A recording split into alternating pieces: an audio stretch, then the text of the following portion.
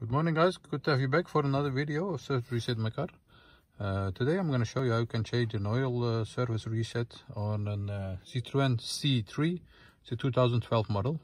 We did an oil change with an oil filter, and I'm going to show you how you can get rid of the indicator on the dashboard. As you can see over here, when you turn the ignition on, there is an indicator blinking with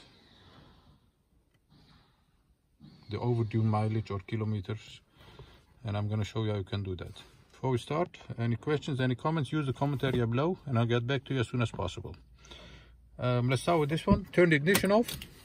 Then you have two buttons over here.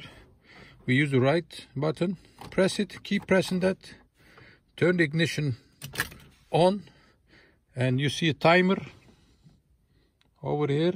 Wait till it reaches the 0, and when it reaches 0, then you can let go this button.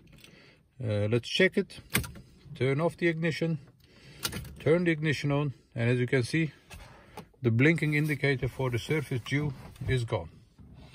That was it. This was an easy one. Subscribe for more videos. I have more than 200 videos on my channel, and give us a thumbs up if you like our videos. Use the comment area for any questions. Hope to see you next time with another video. Bye bye.